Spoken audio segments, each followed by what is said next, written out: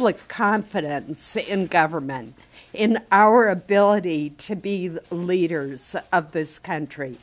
Joe and I worked very hard in leading the effort of the Common Sense Coalition in 2013 to reopen government, and we talked about reconvening our group, which we did last week after government shut down. In fact, our first meeting was Friday.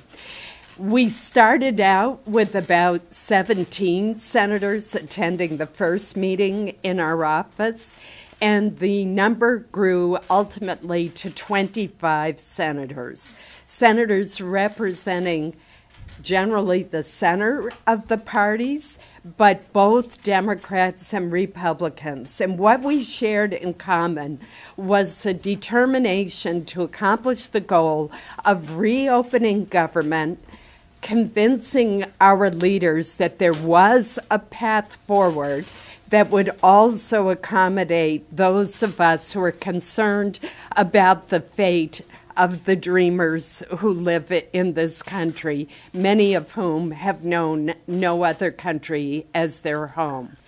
There are many other issues that we need to deal with, ranging from budget caps, including the urgent need for additional defense spending, and for the opioid crisis.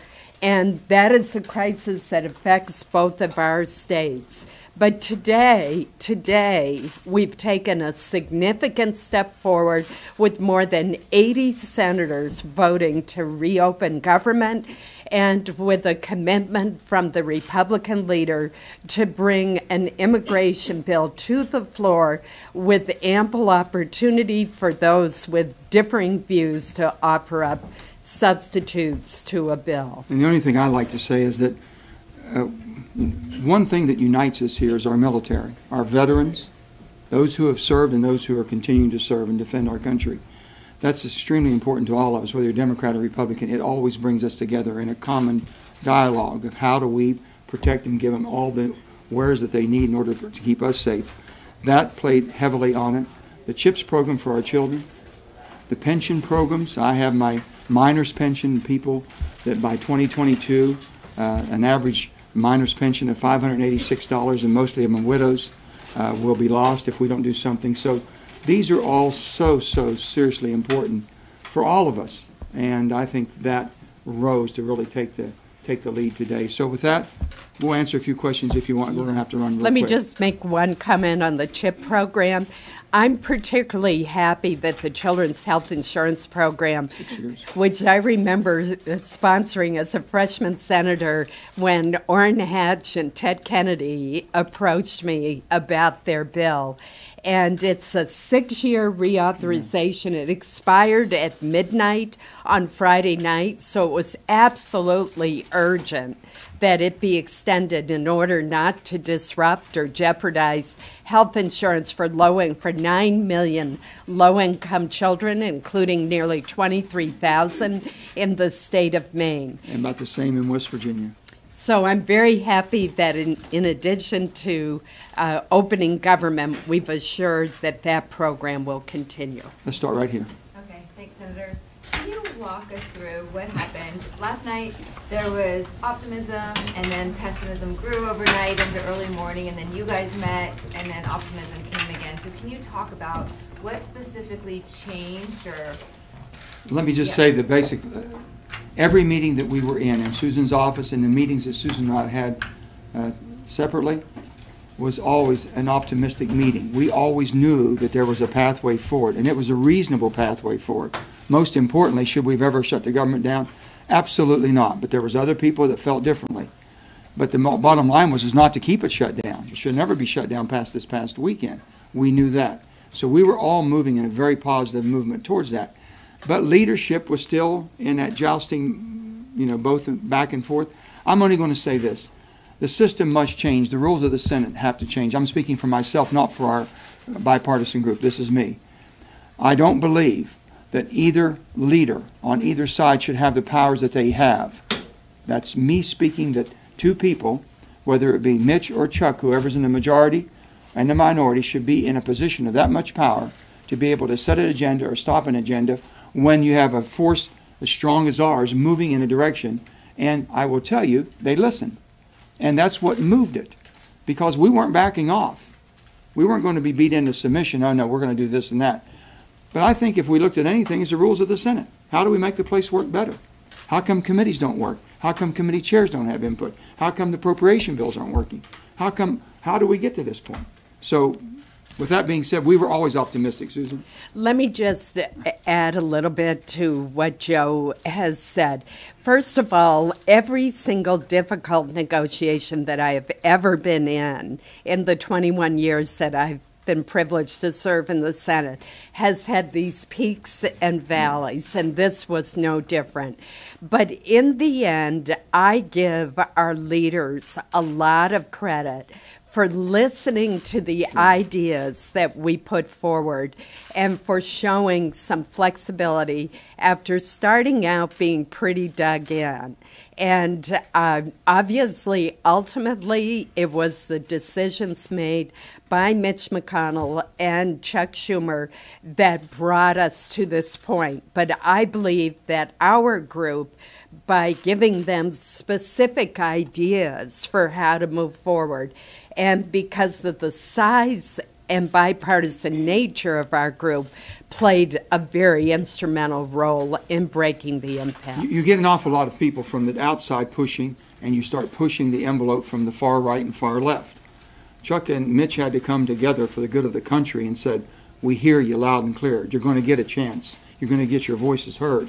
You're going to get a chance to have votes on certain things. But we've got to open this government and move forward. Right back here. Yeah. Both senators, the proposal that Mitch McConnell put forward, is it the same one that you guys brought to him, or is it some iteration on that?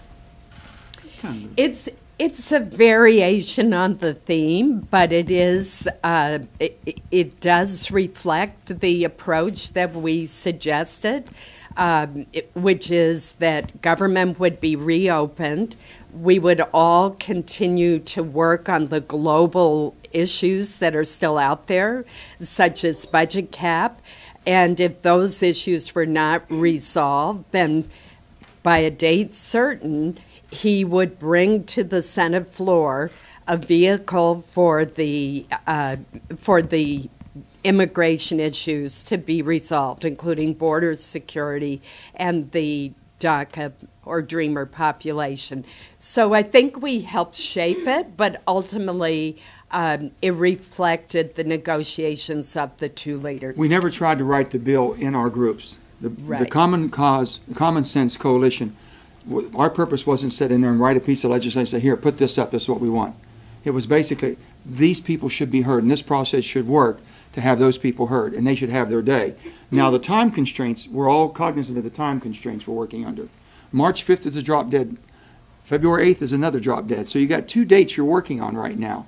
How can we make this happen? So can we concise that of what we agree on? Both leaders are working on this, what they can agree on, to put on the floor, kind of a open type of a process directed in one direction for the purpose of the DACA population. Time for one more. So are you expecting a vote prior to February 8th or after February 8th on the immigration bill? Which is it, before or after the 8th? Well, that depends on the outcome of the global negotiations that are going on. I believe, as laid out by Leader McConnell, if there is not a global agreement on issues ranging from defense spending, domestic spending, budget caps, the healthcare issues that are still out there, the immigration issues, then the immigration bill, if there's not an agreement, the immigration bill would be brought to the bill as a separate piece of legislation, or there'd be a vehicle for that, and that would occur February 8th. Well, the whole thing is a 60-vote threshold. 60-vote threshold on caps. So Democrats have the ability or opportunity to make sure there's a process they're heard. That's what they're going to use in a reasonable way. Some people might be unreasonable in certain aspects of each caucus, but in a reasonable way, there's a process for it. That's what they demanded, and that's what they got. Mitch, I think, was very gracious in saying, What he said today made all the difference in the world. His speech this morning opened up the avenue that we needed and the vehicle we needed to carry forth. That's going to happen. And the pressure is going to be on, basically, when we get our job done, then Paul Ryan has to do his job. We can't do the House's job. We can't dictate to what the President and the executive branch is going to do. We can only do the Senate's work. People have to understand that once we got ourselves in a mindset, we're senators. What's the responsibility of the United States Senate?